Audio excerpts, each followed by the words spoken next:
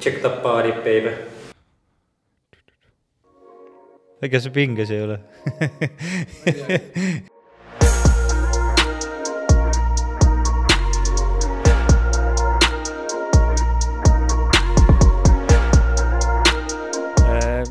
Kõigepealt, nagu ma tavaliseltki küsin ka sinu käest, Raido, esimese asjana, et kuidas selle koroona ajastul, kuidas läheb? Koroona ajastul läheb põnevalt, et kindlasti see haigus nagu on kogu aeg mõtetes, eks ju, et mis siis saama hakkab maailmas,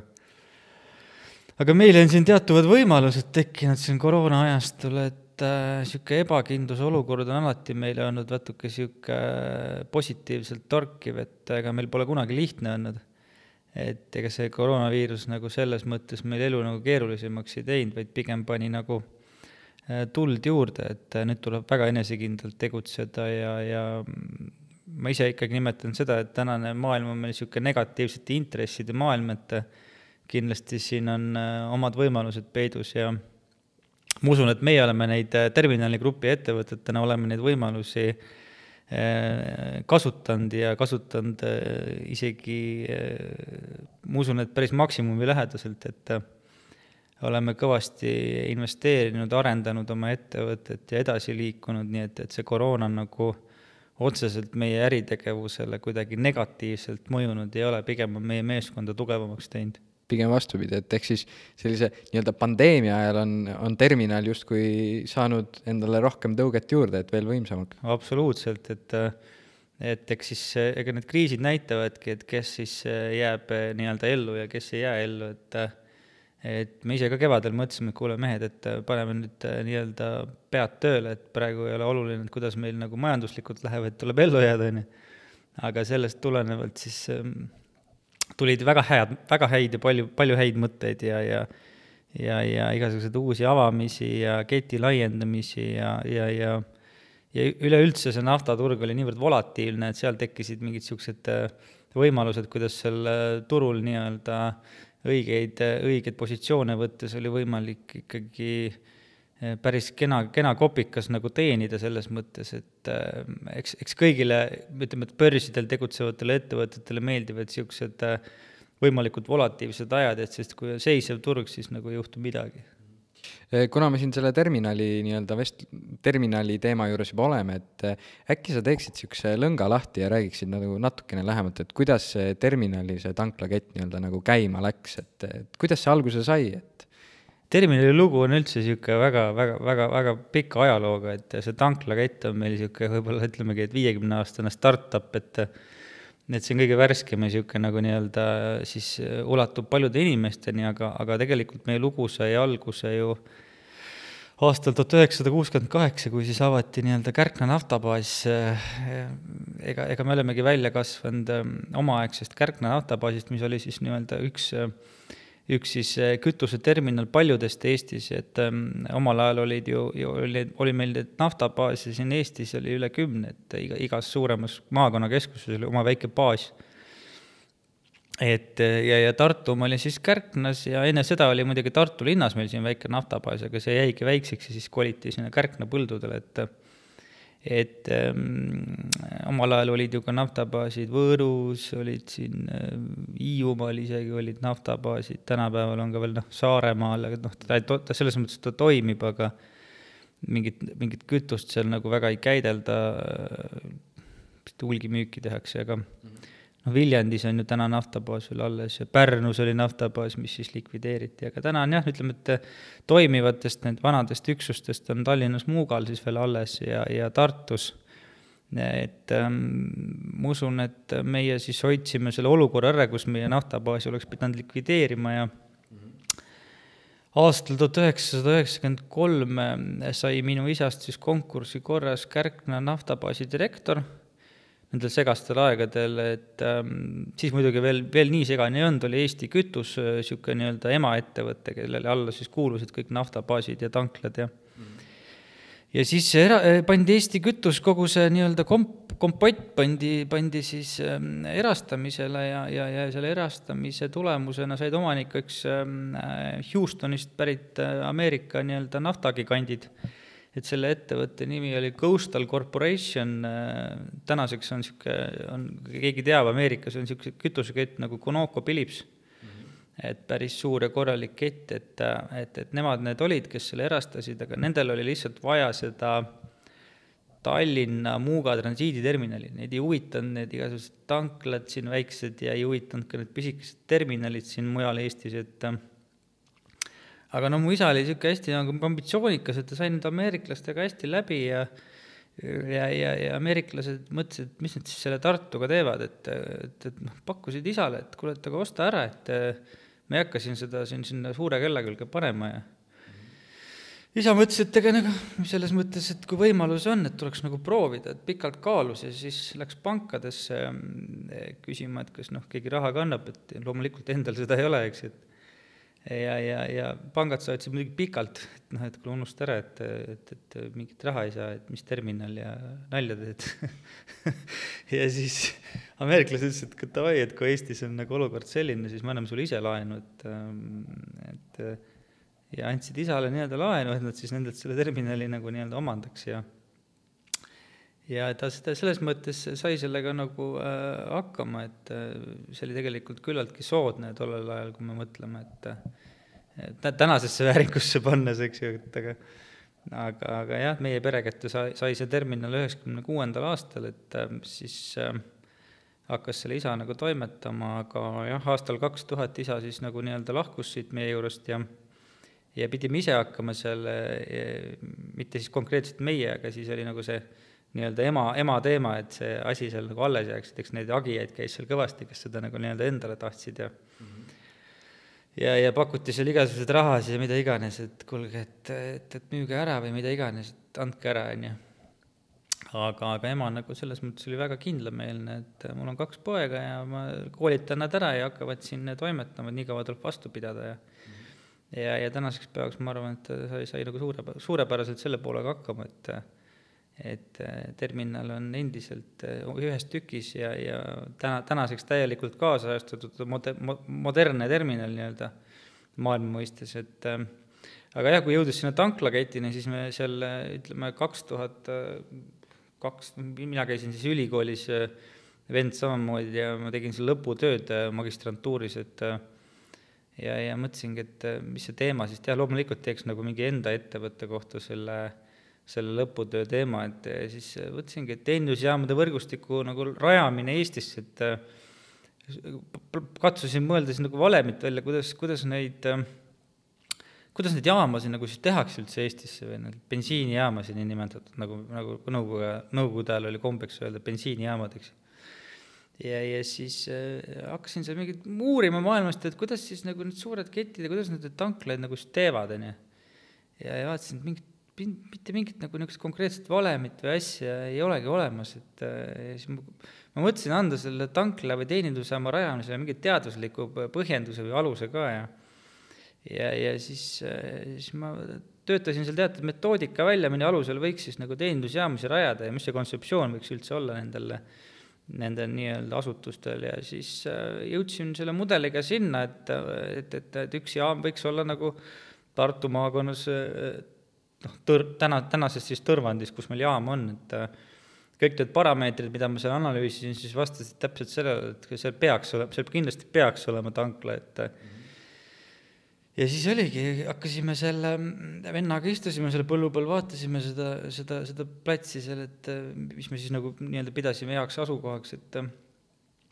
et mis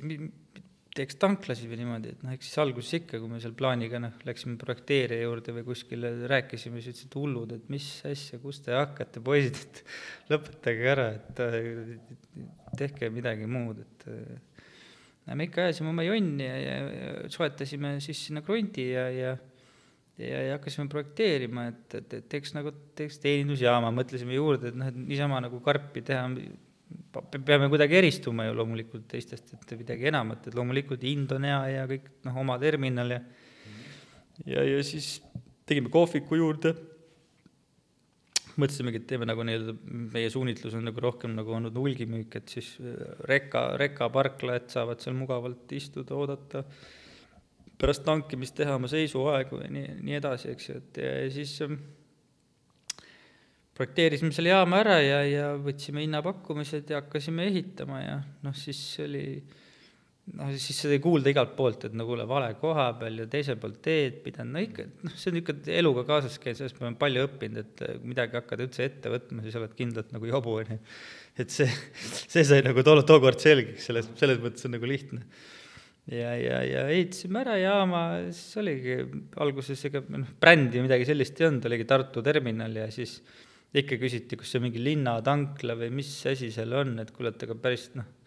tore koht, et käivad ja inimesed hakkasid käima, tuli esimene tanki ja tankis ära, maksis kassas ära ka, vaatasime, et tuli teine ja nii ta ikkagi selles mõttes läheb, et see Ameerika avastamine hakkab ikkagi esimesest sammust, et ja siis juba hakkas see lumepall vaikselt veerema, et tulid teatud pakkumused, kuule, kas te seda tanklat ei taha, seda krunti ei taha, ja siis, kui me hakkasime seda veeretama, seda nii-öelda ketivärki, et alguses me loomulikult midagi ise ka täpselt on, mida me siis teeme, et töötajad vaja tööle võtta ja kogu see pool ja ega me selle peale ka mõelnud, et meie IT-arendus on vaja sinna taha tuua kõvasti aga asi hakkas veerema, ise ka kogu aeg õppisime ja meeskond sai tugevamaks ja siis juba jõudsime selleni, et mingit brändi on ka vaja, et niisama selle Tartu terminaliga, mis oli tollel ajal kirjutatud veel 2 A-ga lõpust, mis omal ajal oli küll õige, et terminaal oligi 2 A-ga, aga vahepeal Õss tegi omad korrektuurid ja siis oli 2 A-d vale aga selle 2 A-ga me purjetasime hea mitukümmend aastat, aga jah, siis võtsime siin spetsialistid kokku ja teatud agentuuridega mõtlesime siis, et peaks mingi brändi nime välja mõtlema, kui me siin laieneme igale poole ja siis aga jõudsime ka selguseni, et aga terminal, kõik inimesed kasutasidki juba väljendit terminal, ma tangin terminalis ja see oli, juba läks nii-öelda, oli oma elu elanud bränd, ja siis mõtlesimegi, et mis ta ikka, et terminal on ja aga siis oli üks siuke murekoht veel, et terminali koduleht oli juba võetud, et mis siis ikka Terminal Oil, seda ei olnud võetud, eks. Loogiline areng, loogiline asi, kõik juhtus kokku, et mingit siukest mingit jalgratast leiutama ei pidanud ja siis pidimegi seal, meil oli väga hea agentuur Newway, kes meid aitas selle CVI üles ehitada ja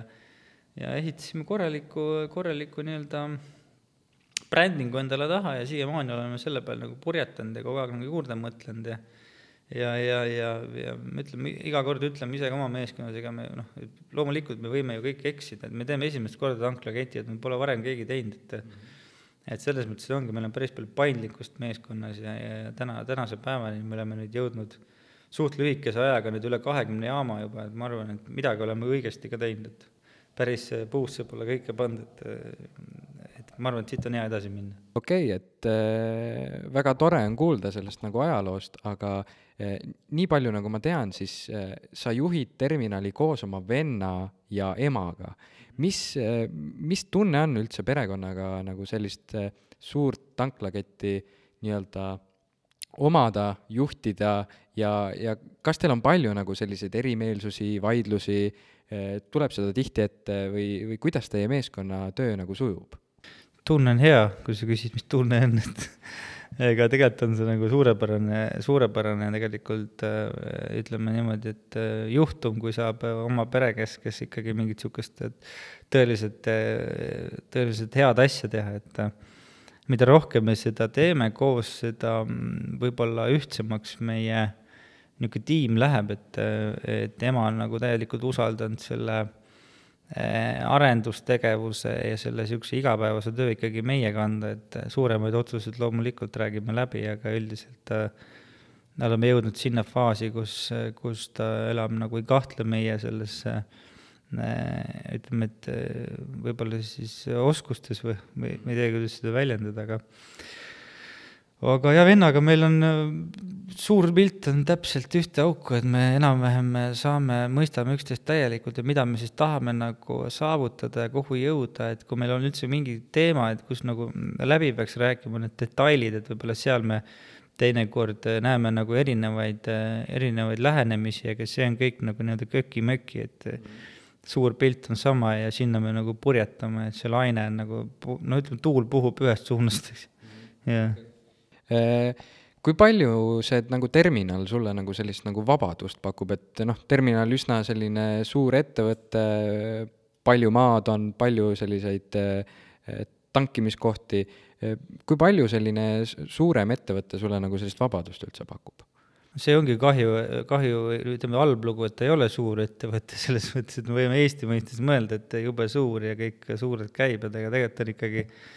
on suures pildis, kui võtame siin, ütleme, kas või Baltikumi või siis Skandinaavia või mingi maailma mastaabis on ikka päris väike ettevõte, et selles mõttes täna nagu mingit vabadust selles mõttes ei ole, nüüd ma ei tea, saab mingit rantee elu elada või mida iganes, et iga päev tööle unusta ära, ütleme, oma see nagu nii-öelda tiksumine, seda ei ole praegu, et kui praegu laseksin rihma lõdvaks, siis on see tulemus on paari kuuga on näha, et asi on jama nii või näha, et ega kütuseturul täna on nii muudlikud ajad, et siin peab olema nagu 110% kogu aeg kursis, et mis toimub, kui korra nädal aega siit väljas olla sellest, ütleme, suurest pildist, et mitte neid asju jälgida, mis toimub siis maailma tasandil, mida teevad maailma kütuseturu hinnad, mida teeb Forex, kuhu need suunad liiguvad, et siis on tegelikult probleem. Ma nimetan seda niimoodi, et selles mõttes olemegi täna nagu väga aktiivselt nii-öelda töölainel kogu aeg, et eriti siin koroona ajastul, kus siis oligi hea tööd teha, et paljud olid ära kontorist, et sai rahulikult tööd teha nii-öelda heas mõttes. Et vabadust on selles mõttes vähe, aga teisest küljest on jällegi vabadust jube palju, et mis mina nimetan nagu vabaduseks on see, et ma saan elada või teha neid asju, mis ei ole vastu minu tahtmist, et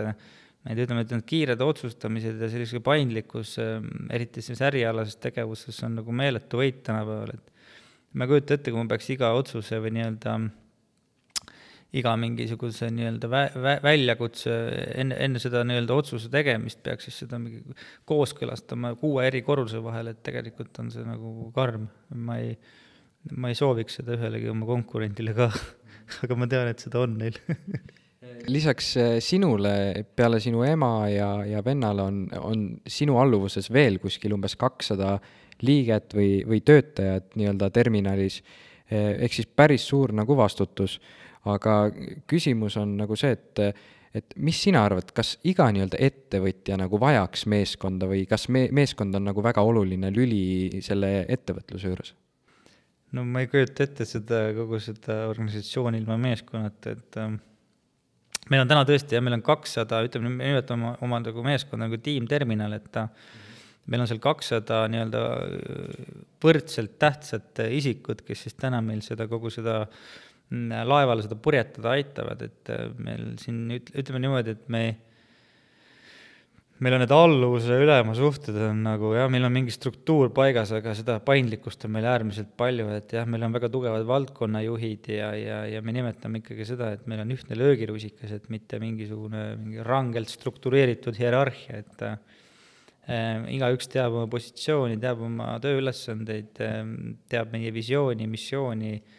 kõike seda ja selle nimel me iga päev tööd teemegi, et ma olen ikka oma inimestele öelnud ka, et minu pärast ei pea üldse siia tulema kontorisse midagi tegema, kui teil on kõik asjad on korras, et selles mõttes on tiim väga tugev ja eks me oleme palju vaeva ka näinud, et see tiim saaks selliseks tugevaks ja paljud spetsialistid on meil juba varem töötanud, oleme koos kasvanud, mõned oleme juurde nii-öelda võtnud endale, et väga selgelt jälgime seda joont, et me kogu aeg tooks enda ettevõttesse mingit tarkust juurde ja teadmisi, et ja teisest küljest jällegi oleme eelistanud mõnikord mingite ametikohtade täitmisel oma majast nii-öelda talente otsinud isegi, et ja oleme neid ka leidnud ja mõni talent on ikka nii kõva talent, et on juba edasi ka liikunud meie juurest, et see on mõnes mõttes üks silm naerab, teine nutab, et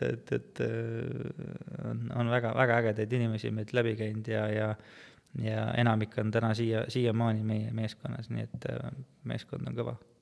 Nagu ma aru saan, siis sinu tööpäev on üsna nagu aktiivne, et kodus sa ei istu, mingit puhkust sa väga ei tee. Milline nagu sinu igapäevane nagu tööpäevaplaan üldse välja näeb? no see on intensiivne kõva, ütleme niimoodi, et ma hindangi seda, et kõige enam, et ma ei pea nagu mingi, ma ei tea, kell 8 kuskil platsis olema mingi töökaardi läbi laskma, et seda ma ei kannata ja seda ma ka ei palu oma meeskonnalt, et see rütm peab ikka inimese endast ees olema, et kuna ta tunneb, et on kõige viljakam töölaine, et aga ütleme, minul on isiklikult niimoodi, et ma tunnen, et ma pean olema kursis kõigi nii-öelda meie ettevõtte tulemusi puudutavaga, et iga hommiku ma siis ikkagi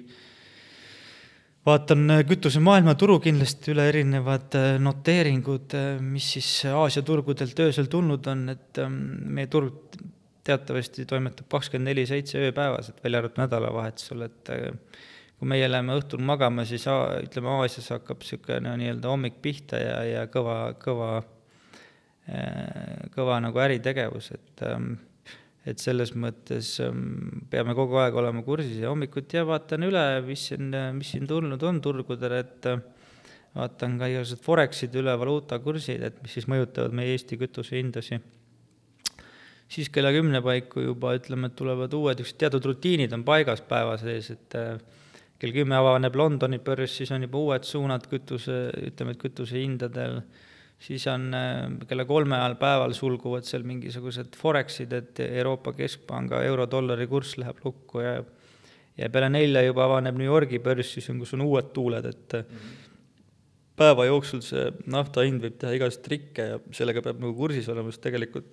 see reageerimiskiirus, ütleme, kui me tahame olla turuliidrid hinnastamise poole pealt ja kütuse sisseostu poole pealt, siis meil peame olema nagu 110% iga hetk valmis tegema mingeid otsuseid, kas siis kütust ostma, müüma, mida iganes, et ja 6:30 õhtul siis sulgub meil siis päevane nii-öelda nafta hind, mis siis mõjutab konkreetselt meie Eesti turu kütuse hindasid, et sellest juba siis kujuneb järgmise päeva väljamüügi hind, et mingid teatud rutiinid on paigas, aga loomulikult õhtul enne magaminekut ma vaatan ära kõik siis, mis on meie päeva nii-öelda, meie ettevõtete gruppi puudutavaid tulemused, et päevased logistilised andmed, müügid, kaubandus, kõik see pool, et mul oleks õhtul teada, et mis on mul järgmise päeva, kui mul on mingi alert, et siis ma tean, et kuhu oma tähelepanu suunata järgmisel hommikul, aga ei, selles mõttes ikka õhtul trenni ja ikka perega kõvasti aega ja koeraga jalutamas ja need on kõik sellised igapäevased rutiinid, mida ma nagu ikkagi katsun jälgida, et midagi sellist ulmet ei ole seal päevaplaanis. Kas oskad natukene lähemalt ka rääkida, et millised on nagu sellised terminali nagu järgmised eesmärgid ja millised on sinu nii-öelda isikliku elu nagu eesmärgid, et mida sa tahaksid veel saavutada või mida Terminal Oil tahaks veel saavutada? Ma ise arvan, et me oleme siin teekonnal suhteliselt nagu ikkagi nagu alguses, et ega siin minna nagu pikalt, et me nagu siin oleme arengukavasid paika pannud, et küll 5 aasta, küll 10 aasta kaupa, et ega siin eesmärkides, nagu ma isegi ütlen, et tohiks nagu kunagi kinni jääda, et need võivad ju muutuda ajas kogu aeg, et ma seda arengukava oleme paika pannud siin, ütleme, et 10-aastaste sammudena, et aga 2014 me panime nii-öelda mingid sammud, stepid panime paika, et kuhu me siis võiks jõuda, et plaanisimegi, et 2024 võiks meil olla niisugune 15 jaama, väike tanklakett, kõik niisugune nagu nii-öelda loogiline areng, aga ja täna me oleme 2020 ja me avame oma 23. jaama juba, et selles mõttes tuleb nagu need eesmärgi püstitused kogu aeg ringi teha, et see on tore, kui läheb paremini, aga teinekord ei pruugi minna, siis tuleb jälle vaadata, et kust midagi nagu nii-öelda muuta, et see on nagu meie igapäevane töö, et aga kindlasti, mis peab olema, peabki olema nagu eesmärgipärane elu, et pidevalt ikkagi mingi siht silme ees, et niisama nagu välja peale tuult ei peksaks kätega, et see on ma nagu kardan, et jääd kinni kuhugi ära ja siis sealt enam nagu on raskem nagu välja tulla, et pigem ikkagi eesmärk, hea, kui seda teab kogu meeskond, et isiklikus elus samamoodi, et ikkagi selles mõttes eesmärk, et et kui väike laps, et nüüd peaks õpetama ta lugema ja kirjutama ja näed, et siis lasteaeda ja näed, koer võiks nüüd seekord teeks ta ka kilomeeter pikema ringi ja niisugused väiksed asjad annavad väga palju teinekord jõudu juurde, et jah, pigem ongi see, et positiivsed eesmärgid ja nende poole ikkagi liikuda väga jõuliselt ja noh, kindlasti mida ma märgin ära, et eesmärgid peavad olema ikkagi nagu, võiks olla ikkagi siuksed nagu unistuste laadi natuke, et liiga madalad eesmärgid on nagu pahandus. Kui mõni nii-öelda noor vaatabki meie nagu sellist podcasti praegu ja mõtleb ka, et kurat, et ma olen ammu mõtlenud nagu sellise ettevõtluse peale ja tahaks ka ettevõtjaks võib-olla saada või mingi selline kirg tal selles nagu on, siis milliseid soovitusi sa annaksid nendele noortele, kes tahaksidki tõesti nagu ettevõtlusega algust teha? Kohe teha kõike, mis häid mõtted pähe tuleb kindlasti teha, et pärast on ainult jääb kahetsuseks, et näed, seda ei teinud ja ma olen küllalt nagu kohanud inimesi, kes räägivad, et oi, kui ma oleks selle asja ära teinud, ma oleks praegu niimoodi, et neid oleksi mehi on selles mõttes on tore kuulata teinekord, et sealt õpid ise ka, et kuidas ei tohiks teha asju, et ma noortele ütlen ikka, et jaa, et kindlasti, no ma ise ka ikkagi noor veel, aga tasub teatud riske võtta ja kaalutud riske ja minna ikkagi nagu nii-öelda pea ees sisse asjasse. Tänapäeval on selles mõttes lihtne ka, et võtta kas või näide, et kunagi tahtsid kududa või tikkida või midagi teha, pidid vanaema juurde sõitma maale, vanaema õpeta mulle praegu lööd jõutubi lahti ja sul kõik on, sa omandad 5 minutiga kõik asjad, et see on küllaltki maailm on lahti, avatud, lihtne on teha, ainult on vaja seda peale hakkamist ja siukest, ma ütleksin niimoodi, et sisemist seda tulukest, et kurat, nüüd teen ära, eks ju. Et mulle nagu isiklikult see väga, väga meeldib, kui on niisugused peale hakkavad noored, et isegi kui nad ei õnnestu nagu esimene kord, et jumal sellega, et see käib asja juurde, et teed teine kord, teed kolmas kord, see on kõik täiesti normaalne ja mina ütlengi, et siuke ebaõnnestumised, seda õppetunnid on nagu väga olulised, et kui neid nagu noorena ei omanda, neid kätte ei saa, siis pärast on neid palju valusamad. Kui me nüüd räägiksime natukene ka nagu sellisest finantsilisest poolest või sellistes õpetussõnades, siis mida olulist sinu jaoks, mida sa ka praegu võib-olla kasutad, on andnud nagu sinu vanemad ja just nimelt näiteks raha kohta, et milliseid õpetusi sulle kodus maast madalast juba nagu antud on, mida sa võib-olla praegu väga nagu selliseks nii-öelda tugevateks tõekspidamisteks nii-öelda võtad? Eks vanemad ikka ju suunasid ja üritasid nagu õpetada teatud asju raha kohta ja ega ma selles mõttes neid ju väga kuulda ei võtnud, et kogu aeg räägiti, selles mõttes, teine aeg oli, eks ju, kui mina olin nagu väike ja noor, et oli ju nii-öelda üleminek siis Nõukogude Eestist siis vabariigiks ja siis oli ikka, sellel ajal oli ju raha vähe ja tuli kokkuhoidlikult ja nii-öelda vastutustundlikult rahaga ümber käia, need asjad on nagu tänapäeval ka samad, eks ju kõik, aga mis mina noorena tegin, kui ma taskuraha sain, kohe poodi kommi järgi ja ma investeerisin kõik nagu endasse, et mul seda ei olnud, et panen kõrvale, et vend oli rohkem, et siuke kogu ja siuke tasakaalukam, tema sai ka muidugi oma need vitsad seal kätte, et kunagi ma mäletan, et anti see taskuraha ja tema kogus seal aasta aega ja siis ostis mingi mälukaardi arvutile või mingi mälu juurde ja siis mina selle aja muidugi vahvalt komeedikommi poodi ja kõik ikka mõnus lapsepõlv ja tema siis vaatas nagu õnnetuna kõrvalt ja siis ükskord sai aru, ostis selle kaardi ära, pani arvutisse, et see arvuti suurt nagu kiiremaks ei läinud, aga terve aasta oli nagu kannatatud ja siis vaataski, et paari kuu pärast tuli palju parem, odavam mälukaart juba välja ja siis ütles ka, et kurat aitab, siis läheb ka kommi ostma. Et need rahalised õppetunnid on ka elus kätte saadud, aga nüüd hiljem juba siis tekkis siuke juba endal ka rohkem vastutustunnet ja suutsin juba midagi kõrvale panna ja teatud siukseid traditsioonilisi tegevusi järgides, et seal mingi 10% paned toidurahast kõrvale ja kogud mingi eesmärgipärase nagu nii-öelda eesmärgipärase siis asja või tegevuse eest raha, onju. Et need õppetunnid on läbitud, nii et aga vanematelt jah, tuli siuke kindel suunis, et nagu raha on ikkagi nagu energia, kui räägime, et see et teda, kas teda on või ei ole, et ta ikkagi mõjutab su elu, et pigem on see, et ega väga palju raha ei tee nagu, ei tee õnnelikuks, aga vähe raha teeb õnnetuks kindlasti, et kui see on nagu vähe raha, siis on ikkagi jama majas selles mõttes reeglina, et palju raskem on majandada ja niisuguseid asju teha, et seda ma ikka katsun järgida, et midagi oleks nagu hinge taga, et kui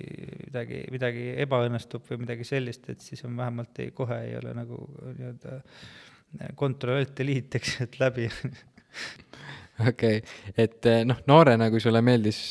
kohe esimese nii-öelda rahasumma eest minna siis poodi osta komeedikommi ja siis ma küsin nagu praeguse nagu Raido kohta, et millesse siis nii-öelda investeerib Raido Raudsepp nagu praegu või mida ta teeb nii-öelda selle rahaga nüüd? Ega selles mõttes on lihtne, et praegu läheb kõik, mis mul ütleme, tekib, läheb kohe reinvesteerin, et seal ei olegi mingit küsimust, et täna ma ikkagi nimetan seda negatiivset intresside ajastuks, et kes täna nagu piisavalt võib-olla ei investeeri, ei tee, et pärast on see palju kallim. Aga seda on lihtne öelda, raske teha, et aga eks ma ikka üritan mingisuguseid mudeleid järgida, et iga kuu mingi osa nagu investeerida endasse, ostan uusi raamatuid, ma ei tea, käin spordimassaažis, eks ju, et siuksed tegevused ma kindlasti teen ära, et oleks koolitusi läbi erinevaid põnevaid ja see siuke nagu elukestev koolitus on väga, väga oluline minu jaoks. Aga ei, selles mõttes, et ikka peresse investeerin kõvasti, et seal on, ma arvan, see koht, mis mulle meeldib teha väga, et endasse ma väga investeerin tarbeesemetesse ja siukestesse asjadesse, ma ei ole kunagi hinnanud seda poolt ja seal olen tagasihoidlik. Aga siis ülejäänud läheb ikkagi nagu nii-öelda reinvesteeringuteks ja lähikontsertele, et see on nagu, pean väga oluliseks seda, et saaks nii-öelda ühiskonnale midagi tagasi kanda, et see on nagu oluline. Kas oled omanud ka nii-öelda isiklikus elus mingid aktsiaid või investeerinud siis kuidagi suuremalt mingi fondidesse, võib-olla mingid uued ettevõtted, uued plaanid? Loomulikult on aktsiaid, eks ju, selles mõttes, et mitte nagu nii-öelda, ütleme oma ettevõtete aktsiaid, aga niimoodi, et ma lähen a la Tallinna börsile või kuskile nii-öelda soetama neid, et seda ma nagu teinud ei ole, et ongi need fondid, eks ju, mis ma võib-olla kõige riskantsem ongi investeering on 3. pensionisammas, eks ju, et sinna, et üldiselt ma ikkagi, täna mul on ju võimalus investeerida ikkagi nagu oma tegevusse ja sellesse uskuda rohkem, et miks ma peaks võõraid aktsiaid selles mõttes ostma, et ma näen, et tootlikkus minu ettevõttest on palju suurem kui mõne börsi nii-öelda ettevõtte aktsiatoodang ja loomulikult ma ei kontrolli ka seal mingit dividendi seal börsiettevõtte poolt, aga oma ettevõttest ma seda justkui nagu kontrolliks, eks ju, või vähemalt saaks seda mõjutada. Et need investeeringud on täna selles mõttes läinud kõik ikkagi nagu enda gruppi ja ma usun, et ma ei ole sellega hävinud, et pigem on see positiivne olnud. Terminal on vist pigem nagu investeerinud ka erinevasse kinnisvarasse ja maasse ja kas Terminali grupp iseenesest, Terminal on väga suur, kas on mingeid investeeringuid veel, mida nii-öelda ettevõtte Terminal investeerib? Või kuhugi investeerib? Meil on seal, ütleme, grupis on circa 10 ettevõtet, et kes tegelevad päris erinevate sükeste tegevusaladega, et jah, loomulikult ju kui me arendame nagu kinnisvara ja teeme nagu nii-öelda teenindusjaamasi, siis on seal mingid maad ja mida me peame ostma ja nende jaoks on meil oma ettevõte, kes siis nii-öelda tegeleb selle kinnisvara poolega ja siis on meil lisaks igast muid nagu nii-öelda haldusettevõtted, kes siis seda tegevust nii-öelda aitavad koordineerida ja noorest põlvest on mul seal mingid haljastusfirmad, et kus sai kätt proovitud, et mõtlengi, et see on sama jutt, kus me ennem olime, et noored peavad nagu ikkagi selles mõttes ise alustame kuskilt, et lihtne on tulla küll nagu mingisse toimivasse nagu sektorisse, aga tegelikult on hoopis teine asi alustada ise millegagi täiesti nullist, täiesti uuega, et selle ma tegin ka läbi ja see on kõik toimib täna päevani need ettevõtted, et selles mõttes on nagu on nagu hea kogemus võtta, et enne kui mind nii-öelda terminali lasti üldse nagu midagi nagu nii-öelda kaasa rääkima, siis ma pidin ikka 20 aastat koolis käima ja mõned aastad sealt kõrvalt nagu jälgima, et ja siis ma vaikselt juba tulin, et kuule, aga äkki teeks nii, eks ju, seal 20ndate alguses kooli ajal, et ja siis juba sai nagu sõna võtta, aga jah, ettevõtted on erinevaid ja põhi ütleme ikkagi see nii-öelda aur läheb selle terminali nii-öelda kütusekaubanduse ja jaekaubanduse selle peale täna, et seal me näeme seda võib-olla kõige rohkem vajadust suunata seda tegevust igapäevaselt. Okei, aga nagu ma aru sain, siis jah, 10 ettevõtet on nii-öelda sinna terminali alla, mis siis kuuluvad erinevad asjad, mis tegeleb siis mingi kindla asjaga. Milline on nagu nendest nii-öelda 10 ettevõttest, mis kõige rohkem nagu vajab sellist igapäevast nagu tuge, et kas on mingi kindel ettevõte või kindel nagu selline terminali haldus, millele peab igapäevaselt nagu sellist tähelepanu pöörama? No ma ise ikkagi alati toonitan seda meeskonnas, et kõige tähtsam, mis siin turu peal ikkagi on kütuse sisseostu indeks, et seda me näeme, et sinna peab panema kõige rohkem energiat selles mõttes, et tänane kütuse maailmaturult sisseostmine ei ole enam nagu oli siin võib-olla 5 aastat tagasi, et toodi fossiilne mahutisse selle ja siis seal mingid kossid ja müüsid, et täna on ikkagi neid nii-öelda parameetreid, millest siis kütuse hind koosneb, neid on nagu 5+, eks ju, et meil on seal, ütleme, et fossiilne diisel, siis meil on biolisand teinekord, mõnikord ei ole, oleneb jälle situatsioonis, siis meil on seal erinevad kasvuhoonegaaside emissioonide vähendamise statistilised platvormid, mida me kasutame, et neid nii-öelda kütuse hinna kujundamise lisasi on järjest tuleb juurde ja sellest ma räägin, et see kütuseturg või üldse see energiaturg läheb järjest põnevamaks, et tänu sellele rohelisele liikumisele, mis siis nagu me üritame seda emissiooni nagu või CO2 nagu nii-öelda vähendada oma jalajälge, et see on igati tervitatav ja meie ärimudelis seda ilgavalt sobib, nii et see pool ongi nagu see, mis on kõige suurema tähelepanu all, et ja kindlasti, mis on teine, mida ma ära unustaks, on ikkagi meie kliendid, et me peame tundma ja soovima vähemalt teada, kuidas meie kliendil läheb. Me peame kujundamagi enda äritegevust selliselt, et me tunneks oma kliendil oleks meiega hea ja paindlik koostööd teha, et mida suuremaks see kliendibaas läheb, loomulikult läheb see järjest nagu väljakutsete rohkemaks, aga ma usun, et me saame sellega hakkama ja suudame nende vajaduste eest hoolitseda, et seda me nagu väga, väga oluliseks nagu peame. Lisaks sihuke ettevõtlusele ja ärile, et lisaks terminalil sa tegeled ka aktiivselt spordiga, et täpsemalt siis korvpalliga, et seda juba maast madalast, sa oled kunagi isegi meistriliiga tasemel mänginud. Kuidas see korvpall sinuni nagu jõudis või kuidas sa selle korvpalli enda jaoks leidsid? Korvpall oli jah, mul isa ja vend mängisid seda noorena, eks ma olin väiksena palju saalides ja oli ka sihuke maapoiss, eks ju, käisin vanaema juures suvele, jooksin palju ja traditsiooniline sihuke jutt, eks ju, aga eks ma alguses läksin jalgpalli ja seal treener karjus, tulin ära, läksin mujale, ikka noored lapsed proovid igast alasi sai käidud, et siis käisin seal kergejõustikusega, mina läksin kergejõustikutrenni, siis ma arvasin, et me läheme nüüd teivast hüppame ketast ja kuuli, aga siis viidi üle Emajõe kive loopima, siis ma tulin sealt kõre, et ei olnud nagu ikka keegi ei rääkinud, et kuidas, et ise vaatasin Erki Noolt, et seda tahtsin teha, eks ju, mitte kive loopida. Ja siis isa tundis neid Tartu korvpallitreenereid kõike ja viis mind sinna spordikooli, et alguses siis vanemate poistega olin liiga noor, et meie grupp ei olnud, et siis tollel ajal ei olnud niimoodi, et oli 3- ja 4-aastased ja 5-aastased, siis oli ikkagi esimesse klassi läksid, said trenni ka, et mina või 3. klassist ja kuna need grupid hakkasid ja mina läksin esialgu sinna vanemate poistega mängima ja siis eks ta vanemad ikka õpetanud, et kui sa midagi nagu alustad ja siis tuleb lõpuni teha, nii et ma läksin just korvpallikooli, et tuleb lõpuni käia see. Aga meeldis ja sai seda korvpalli hakatud mängima ja tekkisid sõbrad ja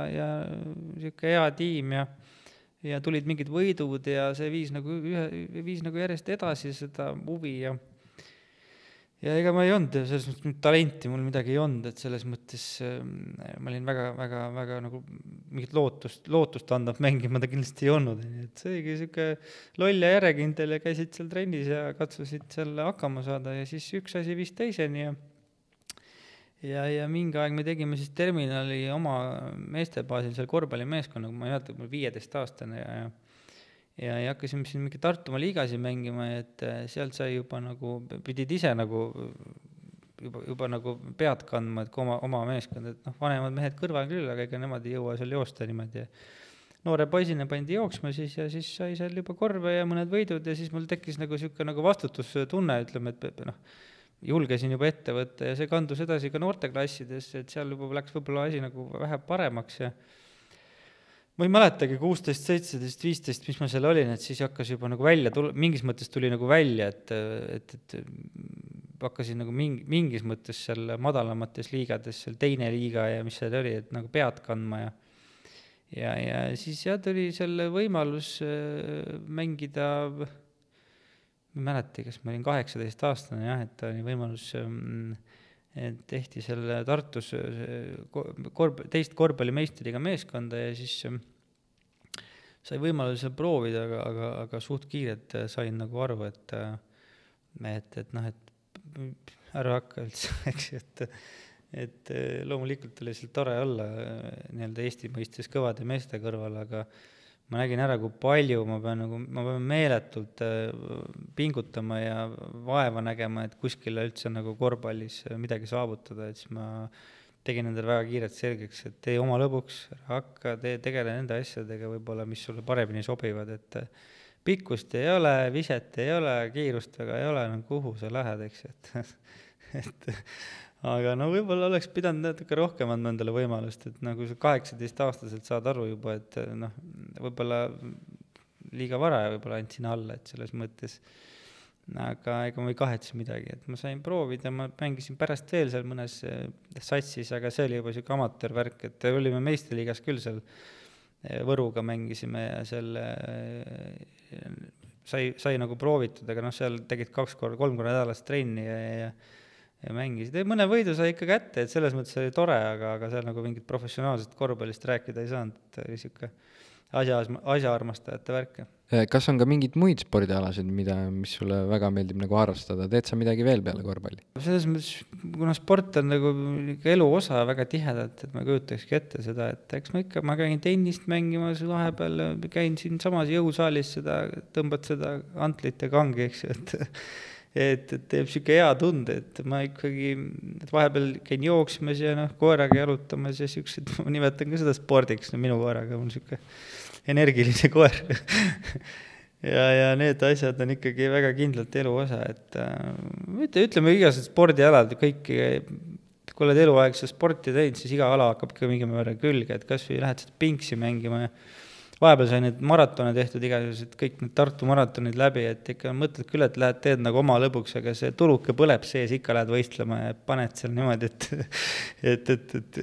halb olla pärast, et see käib selle niisuguse sportlase hinge juurde, ma nimetan seda, et see on, samamoodi on selle sportlase nii-öelda, et sport on väga hästi võrreldatav selle nii-öelda ettevõtlusega, et seal on nii palju nagu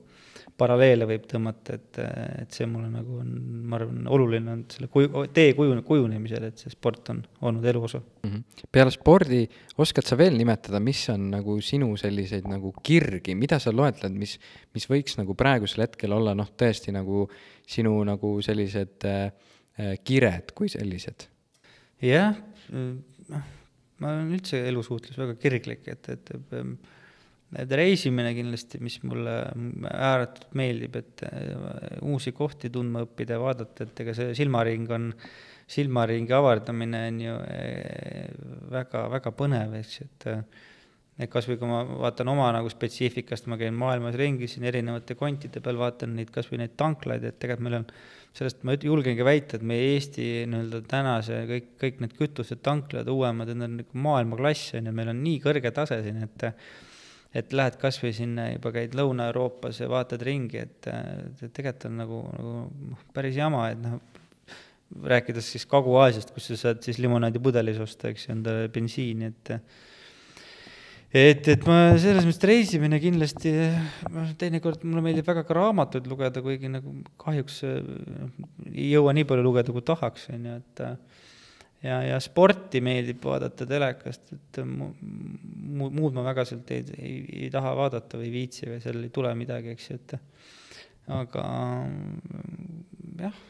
perekond on kindlasti kirge ja lähedased, et siin ma ise ka vaatan, kuidas meil perekond kogu aeg kasvab, et siin vennalapsed ja juba üle 10 inimese meil siin vanasti olime siin mõned aastad tagasi olime siin 3-4 veel, et see on kindlasti selline väljakutse, et lapsed saaksid ka ikkagi seda silmaringi avardada, maailmas ringi käia, et noorema poisiga ma olengi juba, kui ta oli siin mõne 3-4 kuune, et võtsime kaasa juba, ega ta loomulikult midagi aru ei saa alguses, aga juba siis 2-3-sena juba hakkab mäletama ja räägib ja näed, et tookord oli nii ja nüüd on nii ja siuke nagu, see tekitab nagu väga äärmiselt hea tunde, kui nemad saavad käia ja siuke lai silmaring ja see on tore. Mida sa oskaks, millist nõu sa oskad nagu nendele inimestele anda, kes tegelikult ei tea reaalselt, mis nagu nende kirg on või ongi sellise nagu kahe vahel, et ma arvan, et neid inimesi on, ma arvan ka siin Eestis nagu väga palju, kes tegelikult nad ei tea, mis neile nagu reaalselt meeldib teha, nad ei tea, kas antud momendil mingi töö neile meeldib või mingi tegevus, mingi spordiala, millist nõu sa oskaksid neile anda, kuidas see kirg siis või kuidas seda leida? Või seda nõu on muidugi alati lihtne, rääkida on alati hea, et aga ei, see on ikkagi siuke emapiimaga peab tulema, et mina ütlen ikkagi see, et tunned ära, kui inimesel see pirn põleb sees, et siis ta leiab selle oma siukse nagu väljakutse, et ongi hea on öelda, et kuule, vaata enda sisse, et mul on siin hea näide, mul vanem poiss käis koolis ja siis seal oli ka koolis oli mingi õpetajaga mingi teema ja siis koolipsühholoog ütles, et kuule, et 9-aastasele vaata rohkem enda sisse, ja ma mõtlesin ka, et ta ei saa sellele, ta ei vaata sisse endale 9-aastane, ta ei teagi, mis see nagu võib-olla tähendab. Aga tuleks selles mõttes jah, nagu vaadatagi, et mis mulle meeldib, mis inimesel meeldib, et mis sa tahaksid teha ja sealt vaikselt liikuma hakata, et proovida ühte, proovida teist, et võib-olla alguses on see segaduse aeg, aga see, ütleme, pigem ei tasu siis nagu voodi äärel istuma jääda, vaid tasub ikka otsida seda õiget asja, et küll inimene tunneb ise ära, kui ta on nagu selle oma leidnud,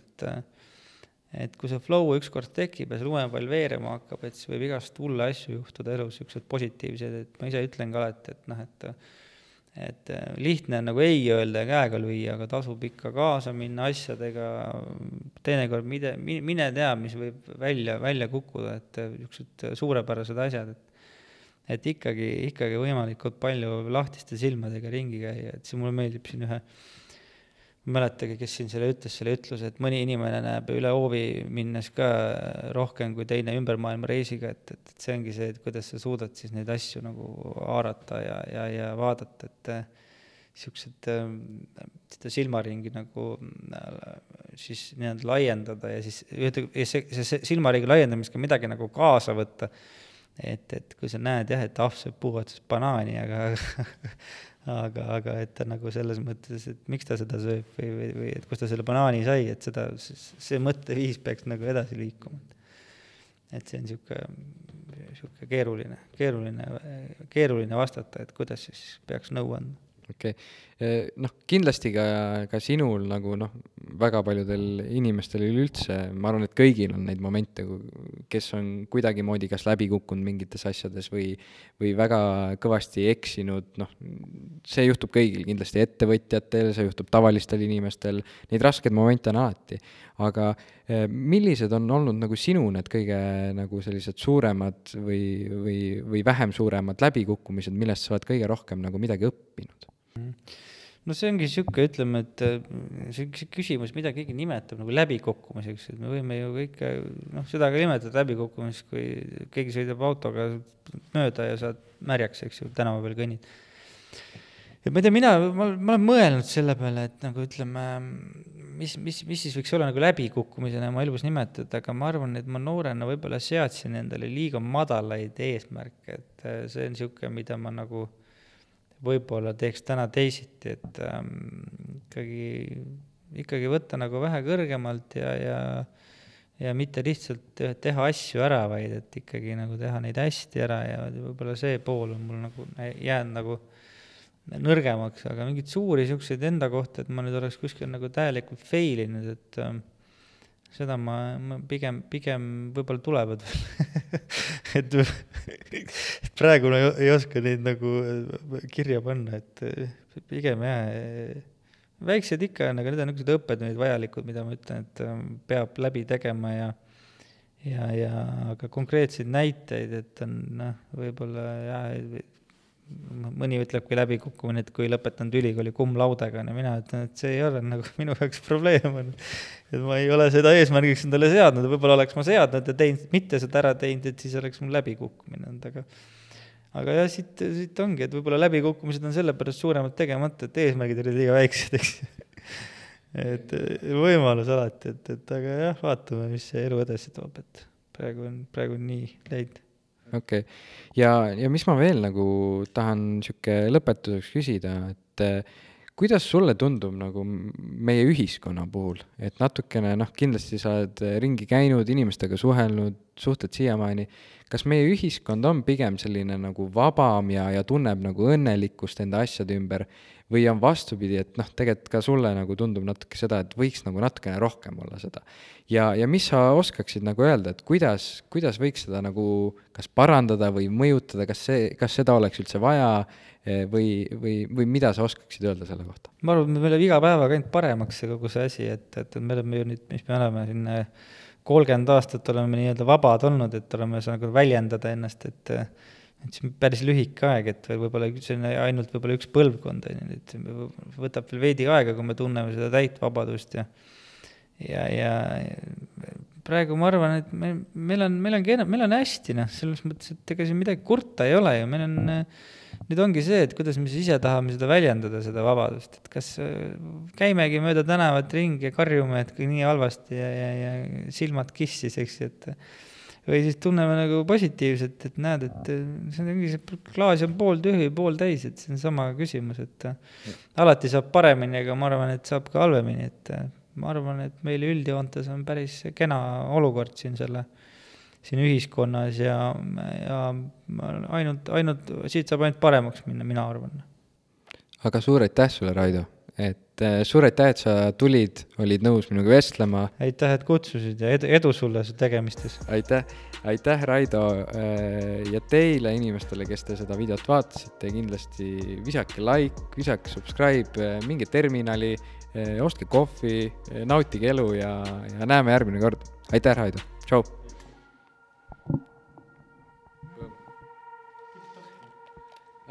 Tipp-topp on ju. Jep.